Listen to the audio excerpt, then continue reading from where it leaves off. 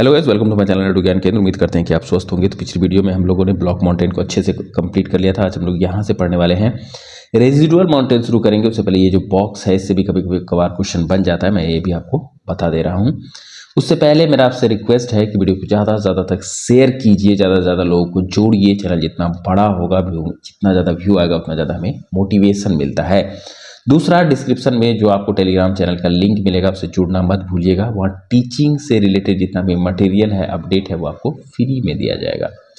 तो चलिए शुरू करते हैं। पहला क्वेश्चन है, बॉक्स में है, पर्वत निर्माण के विभिन्न सिद्धांत। पर्वत का निर्माण कैसे हुआ, इसके बारे में बहुत सारे भूगोलवेत्ता जो हैं वो अलग अलग सिद्धांत अपने अंदर रखते हैं और दिए हैं। कभी कभी ऐसा पूछ देता है आपको कि प्लेट विवर्तनिक का सिद्धांत किसने दिया था, तो हैरी हेंस। तो ये आपको आना चाहिए तभी तो आप आंसर दे पाएंगे। तो पहला देखिए क्या कह रहा है, भूसंतति का सिद्धांत किसने दिया था, कोबर ने दिया था। ठीक है, आपको ऐसा क्वेश्चन बन सकता है कि भूसंत पर्वत उत्पत्ति, पर्वत निर्माण के भूसंतति सिद्धांत को किसने दिया था, तो कोबर ने दिया था। तापीय संकुचन का सिद्धांत किसने दिया था, तो जेफ्रीज ने दिया था।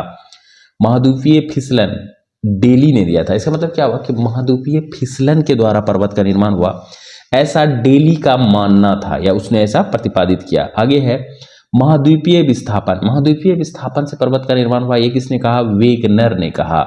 और संवहन तरंग से हुआ पर्वत का निर्माण, ये होम्स ने कहा।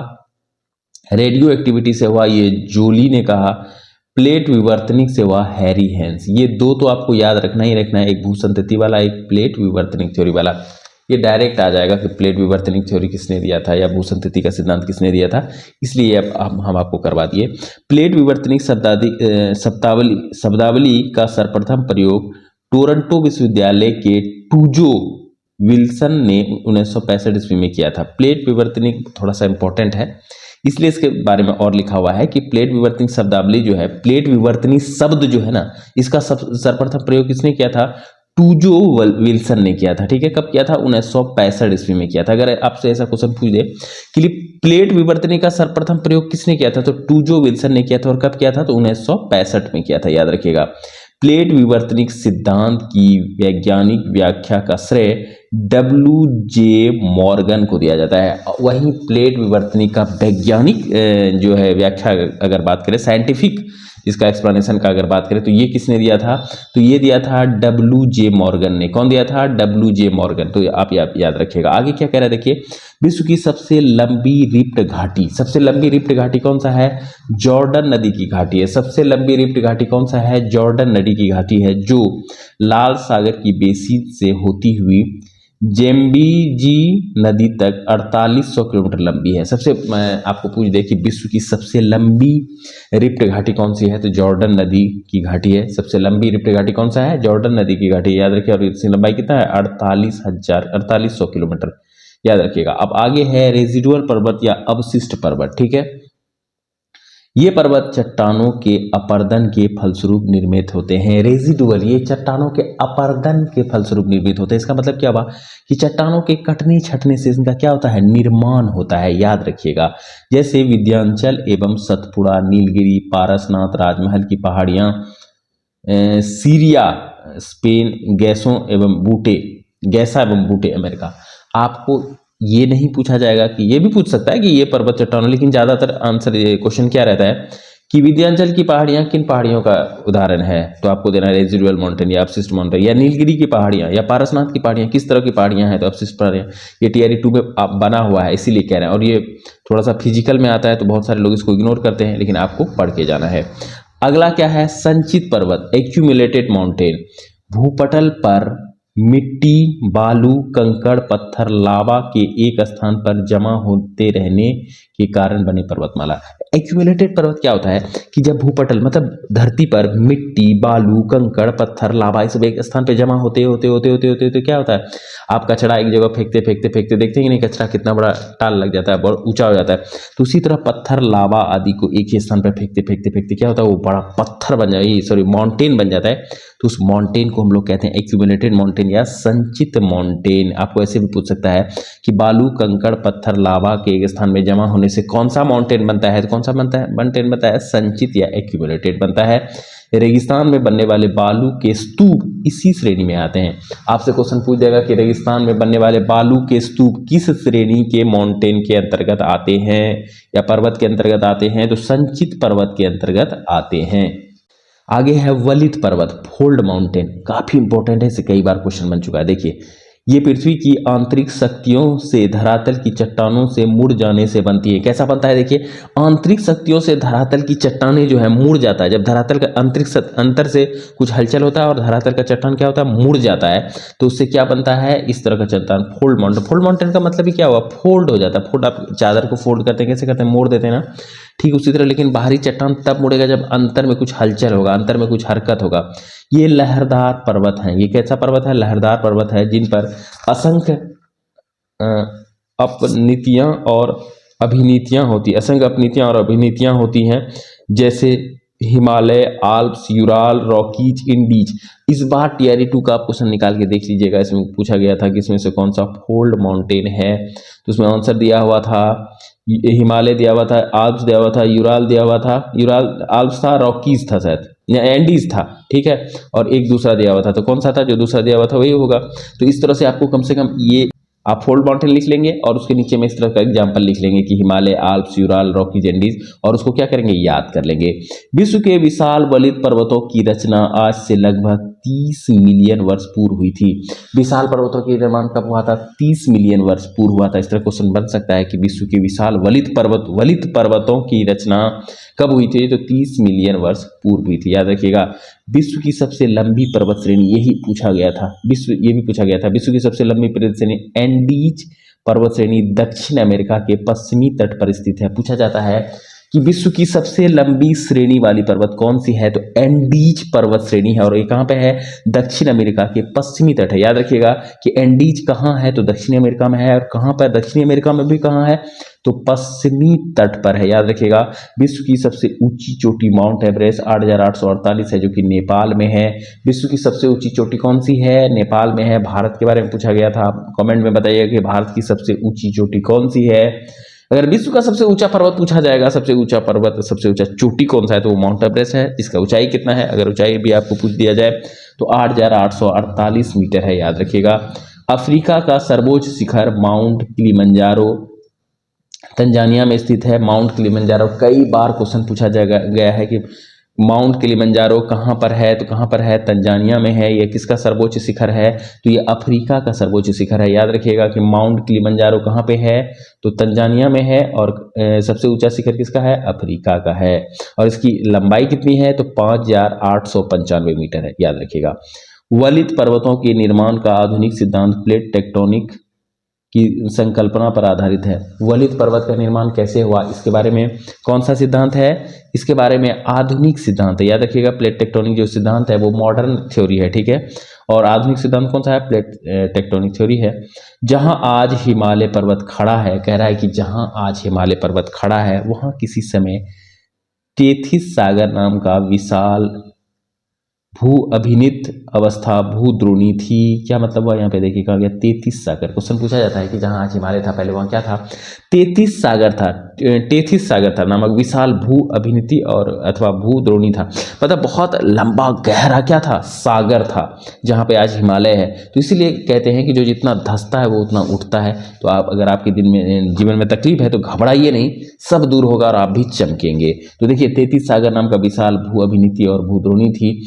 दक्षिण पठार के उत्तर की ओर, देखिए दक्षिण पठार किधर हुआ? इधर इधर इधर। दक्षिण पठार के उत्तर की ओर विस्थापन के कारण तेथिस सागर पे बल पड़ा और वह ऊपर उठ गया, जिससे संसार के सबसे ऊंची पर्वत बनी। देखिए क्वेश्चन क्या कह रहा है, इसमें क्या कह रहा है कि ऐसे ऐसे वाला जो हिस्सा है ना दक्षिण पठार क्या हुआ? इधर थोड़ा सा ऊपर खिसकने लगा। ऊपर जो खिसका ना, ये तेथिस सागर जो था, ये क्या हो गया? इसमें भूचाल आ गया और ये ऊपर उठ गया। देखिए दक्षिण पठार के उत्तर की ओर, दक्षिण उत्तर मतलब क्या? ऊपर की ओर खिसकने लगा। उत्तर की ओर विस्थापन के कारण तेथिस सागर पर बल पड़ा और वह ऊपर उठ गया। तेथिस सागर पर क्या हुआ? बल पड़ा। ऐसे जो दक्षिण वाला नीचे वाला पठार था ये उत्तर की ओर खिसकने लगा, तो तेथिस सागर पर बल पड़ा और वह क्या हो गया? खड़ा हो गया, वो ऊपर खड़ा हो गया। तो उसी के खड़ा होने से क्या बन गया? विश्व का सबसे ऊंचा पर्वत हिमालय का निर्माण हो गया। याद रखिएगा। अगर क्वेश्चन आपसे ये पूछ दे कि जहां आज हिमालय है वहां पहले क्या था, तो वहां टेथिस सागर था। एक बहुत कॉमन सा क्वेश्चन है कि पहले क्या था, तो पहले टेथिस सागर था, याद रखिएगा। कि भारत का अरावली पर्वत विश्व के सबसे पुरानी वलित पर्वतों में से एक गिना जाता है। विश्व में जितना वलित पर्वत है ना, जितना वलित पर्वत है उसमें से एक किसको गिना जाता है, अरावली पर्वत को। भारत का अरावली पर्वत, आपको पता होगा कि भारत का अरावली पर्वत कहाँ कहाँ पाया जाता है। भारत का अरावली पर्वत विश्व का सबसे पुराने वलित पर्वतों में से गिना जाता है। इसकी ऊंचाई, इसकी सबसे ऊंची चोटी माउंट आबू के निकट गुरु शिखर है। आपको क्वेश्चन पूछा जा सकता है कि अरावली का सबसे ऊंचा पर्वत चोटी कौन सा है, सबसे ऊंचा चोटी कौन सा है, तो गुरु शिखर है। गुरु शिखर किसके निकट है, तो माउंट आबू के निकट है, जिसकी समुद्र तल से ऊंचाई कितनी है, तो 1722 मीटर है। आपसे पूछ सकता है कि गुरु शिखर की समुद्र तल से ऊंचाई कितना है, तो 1722 मीटर है, याद रखिएगा। कुछ विद्वान अरावली पर्वत को अवशिष्ट पर्वत का उदाहरण मानते हैं। कुछ विद्वान जो है वो अरावली पर्वत को कैसा पर्वत मानते हैं, अवशिष्ट पर्वत मानते हैं। आपसे क्वेश्चन बन सकता है कि इसमें से किस पर्वत को कुछ विद्वानों का मानना है कि अवशिष्ट पर्वत है, तो आपका आंसर क्या होगा, अरावली पर्वत है। उसके बाद आपको पूछा जाएगा कि अरावली पर्वत का सबसे ऊंची चोटी का नाम क्या है, तो उसका ऊंची चोटी का नाम क्या है, गुरु शिखर है। इसकी समुद्र तल से ऊंचाई कितना है, तो 1722 मीटर है। आगे अब हम लोग प्लेट्यू पढ़ेंगे, यानी कि पठार पढ़ेंगे। पठार से काफी ज्यादा क्वेश्चन बनता है, तो ध्यान से देखिए क्या कह रहा है। धरातल का विशिष्ट स्थल रूप जो अपने आसपास के स्थल से पर्याप्त ऊंचा होता है। पठार अगर आप कभी देखे होंगे तो वहां आपको पता होगा कि धरातल का एक विशिष्ट रूप है, तो पत्थर जैसा ही वो रहता है, मतलब चट्टान जैसा ही रहता है, लेकिन वो बहुत पहाड़ इतना बहुत ऊंचा नहीं रहता है। ठीक है, वही कह रहा है, अपने आप स्तर से पर्याप्त ऊंचा होता है, बहुत ज्यादा ऊंचा नहीं होता है जितना पर्वत होता है, इसीलिए उसको पठार बोलते हैं कि मैदान से वो थोड़ा ऊंचा होगा। ठीक है, मजबूत, बहुत हार्ड होता है, आप देखे होंगे। तथा शीर्ष भाग चौड़ा और सपाट होता है। शीर्ष भाग कैसा होता है, चौड़ा और सपाट होता है। जहां पहाड़ पूरा नुकीला होता है कि नहीं, ऐसे ऐसे ऐसे ऐसे होता है, पठार कैसा होता है, ऐसे फ्लैट होता है, ऐसे ये ऐसे ऐसे फ्लैट। आप देखे होंगे पठार, अगर कभी देखने का मौका मिलेगा तो आप देखिएगा कैसा होता है, सपाट होता है। सामान्यतः पठार की ऊंचाई 300 से 500 फीट होती है। पठार का ज्यादा से ज्यादा ऊंचाई कितना होता है, 300 से 500 फीट ही होता है, याद रखिएगा। कुछ अधिक ऊंचाई वाला पठार तिब्बत का पठार है, 16,000 फीट है। कुछ ऊंचाई वाला पठार कौन सा है, तिब्बत का पठार। आपसे पूछ सकता है कि तिब्बत का पठार का ऊंचाई कितना है, तो 16,000 फीट है, याद रखिएगा। बोलीविया का पठार 12,000 फीट है। कोलंबिया का पठार 7,800 फीट है। निम्न प्रकार के पठार निम्न प्रकार के होते हैं। पठार का क्या सब प्रकार है वो हम पढ़ेंगे। आपको ये ध्यान में रखना है कि तिब्बत के पठार का सबसे ऊंचा, कुछ अधिक ऊंचाई वाला पठार जो है, ऐसे तो पठार का ऊंचाई कितना होता है, 300 से 500 फीट ही होता है, लेकिन कुछ ऐसे ऐसे भी पठार हैं जो बहुत ऊंचाई पे हैं, जैसे 16,000 फीट वाला है, 12,000 फीट वाला है। तो ये सब एक बार ध्यान में आप रख लीजिएगा। अंतर पर्वतीय पठार, पर्वतमालाओं के बीच बने पठार। अंतर पर्वतीय नाम से ही स्पष्ट है, अंतर पर्वतीय, पर्वत के अंतर होगा। ठीक है, पर्वत के अंतर, पर्वतमालाओं के बीच बने पठार। दो तरफ पर्वत है, बीच में पठार बन गया। पर्वत पदीय पठार, पर्वत तल व मैदान के बीच उठे समतल भाग। ये पर्वत पदीय क्या हुआ, मैदान है और पर्वत है। आप कभी हिल स्टेशन जाइएगा तो देखिएगा कि मैदान भी है, पर्वत भी है, और बीच में क्या बना हुआ है, पठार बना हुआ है। तो उसको क्या कहेंगे, पर्वत पदीय पठार कहेंगे। महाद्वीपीय पठार जब पृथ्वी के भीतर जमा लैकोलित भूपृष्ठ के अपर्दन के कारण सतह पर उभर आते हैं। क्या होता है, देखिए, पृथ्वी के भीतर जो जमा लैकोलित है ना, लैकोलित, ठीक है, और वो भूपृष्ठ पर आकर भूपृष्ठ के अपर्दन के कारण सतह पर उभर आते हैं। भूपृष्ठ का अपर्दन, लैकोलित जब बाहर आकर ऊपर में क्या होता है, जमा होने लगता है, जमा होने लगता है, वैसे पठार बनते हैं, जैसे दक्षिण का पठार। लैकोलित बाहर आके जमा हो जाता है, वैसे देसी भाषा में समझिए कि लैकोलित जब बाहर आके जमा हो जाता है ना, तो उससे जो निर्माण हो जाता है, उससे किसका निर्माण होता है, एक पठार का निर्माण होता है, जिसे हम लोग क्या कहते हैं, महाद्वीपीय पठार कहते हैं। तटीय पठार किसको कहेंगे, समुद्र के तटीय भाग में स्थित पठार। बहुत सारा ऐसा पठार है जो समुद्र के तट पर स्थित है, उसको क्या बोलेंगे, तटीय पठार। इसमें कोई बहुत बड़ा बात नहीं था। गुंबदाकार पठार किसको कहेंगे, चलन प्रक्रिया के फलस्वरूप निर्मित पठार, जैसे रामगढ़ गुंबद। चलन प्रक्रिया के फलस्वरूप निर्मित पठार, चलन प्रक्रिया के फलस्वरूप निर्मित पठार हो जाता है। ठीक है, जो गुंबदाकार हो जाता है, चलने पलने से, अपर्दन से, सारण कटकुट के जो बनता है उसको शायद से गुंबदाकार पठार कहते हैं। आगे हम लोग पढ़ने वाले हैं मैदान। के मैदान में क्या है कि 500 फीट से कम ऊंचाई वाले भूपृष्ठ के समतल भाग को मैदान कहते हैं। मैदान किसको कहेंगे, 500 फीट से कम ऊंचाई वाले भूपृष्ठ को। भूपृष्ठ क्या होता है, पृथ्वी का ऊपर वाला जो तल है उसको क्या बोलते हैं, भूपृष्ठ बोलते हैं। वही कह रहा है, अगर कोई भूपृष्ठ ऐसा है जो 500 फीट से कम ऊंचा है तो उसको हम लोग क्या बोलेंगे, मैदान बोलेंगे। ठीक है, ऐसा समतल होना चाहिए, समतल भाग को मैदान कहते हैं। मैदान अनेक प्रकार के होते हैं। मैदान कितने प्रकार के होते हैं देखिए, अपर्दनात्मक मैदान, नदी, हिमानी, पवन जैसे शक्तियों के अपर्दन से इस प्रकार के मैदान बनते हैं। अपर्दन आप जानते हैं नदी भी कर सकता है, हिमानी भी कर सकता है और पवन भी कर सकता है, मतलब अपने साथ वो क्या करता है, काट छाट के सामान ले जाता है कि नहीं। देखिए ये सब काफी इंपॉर्टेंट है, याद रखिए। लोएस मैदान, ये एक बार आ गया था कि लोएस का मैदान का निर्माण कैसे होता है, इसीलिए हम बोल रहे हैं ना कि ये सब ध्यान से आप एक दो बार वीडियो को अच्छे से देख लीजिएगा। आपका 40 मार्क्स का जो क्वेश्चन आता है ना, काम बन जाएगा, उसमें आप 30+ ले आइएगा। लोएस का मैदान हवा द्वारा उड़ाकर लाई गई मिट्टी एवं बालू के कणों से निर्मित होता है। लोएस का मैदान कैसे बनता है, ध्यान रखिएगा। लोएस का मैदान बनता है हवा द्वारा उड़ाकर लाई गई मिट्टी एवं बालू के कणों से। मिट्टी एवं बालू के कणों से किस तरह के मैदान का निर्माण होता है, लोएस। आपको क्वेश्चन पूछा जाएगा, पहले तो क्वेश्चन यही पूछा गया था बीपीएससी टियर 2 में, लोएस का मैदान किस तरह निर्मित होता है, या लोएस का मैदान किससे बना होता है, ऐसे ही शायद क्वेश्चन था। तो उसमें आपको देखना है कि हवा द्वारा उड़ाई, हवा, तो आंसर क्या हो जाएगा, हवा। लेकिन एक्चुअली अगर कैसे बनता है तो हवा द्वारा उड़ाकर लाई गई मिट्टी एवं बालू के कणों से निर्मित होता है। हवा के द्वारा जब मिट्टी और बालू कहीं एक जगह पे जमा करते जाता है, उससे जो मिट्टी का निर्माण होता है उसको क्या कहते हैं, लोएस का मैदान कहते हैं। कास्ट मैदान किसको कहेंगे, चूने पत्थर के चट्टानों के घुलने से निर्मित मैदान। चूना पत्थर का चट्टान जब घुल जाता है ना, उससे जो मैदान का निर्मित होगा, पूरा समतल क्षेत्र चूना का पत्थर जैसा मतलब घुल के जो बनेगा, उसको बोलेंगे कास्ट का मैदान बोलेंगे। संप्राय मैदान किसको बोलेंगे, समुद्र तल के निकट स्थित मैदान जिनका निर्माण नदियों के अपवर्तन के पश्चात। संप्राय किसको बोलेंगे, संप्राय मैदान समुद्र तट के निकट जो मैदान होता है जिसका कि समुद्री अपवर्तन, नदियों के अपवर्तन से जिस मैदान का निर्माण होता है। आपसे क्वेश्चन पूछा जाएगा कि नदियों के अपवर्तन से निर्मित मैदान को क्या कहते हैं, तो संप्राय मैदान कहते हैं। ग्लेशियल मैदान क्या कहते हैं, हिम के जमाव के कारण निर्मित दलदली मैदान जहां केवल वन ही पाए जाते हैं। आपसे पूछा जाएगा कि ऐसा कौन सा मैदान है जहां केवल वन ही पाए जाते हैं, तो आप लिखेंगे ग्लेशियल मैदान। और ये किसके द्वारा निर्मित होता है, तो हिम के जमाव से निर्मित होता है। रेगिस्तानी मैदान वर्षा के कारण बनी नदियों के बहने के फलस्वरूप इसका निर्माण होता है। देखिए कितना अच्छा है कि रेगिस्तानी मैदान तो नाम है, लेकिन निर्माण कैसे होता है, वर्षा के कारण बनी नदियों के बहने से। वर्षा के कारण जो नदी बनता है ना, उसके बहने से जो एक मैदान का निर्माण हो जाता है, उसको हम लोग क्या कहेंगे, रेगिस्तानी मैदान कहेंगे, याद रखिएगा। अब अगला है निक्षेपात्मक मैदान क्या है, नदी निक्षेप द्वारा बड़े बड़े मैदानों का निर्माण होता है। नदी के निक्षेप के द्वारा क्या होता है, बड़े बड़े मैदानों का निर्माण होता है। इसमें गंगा, सतलज, मिसिसिपी एवं होंगहो के मैदान प्रमुख हैं।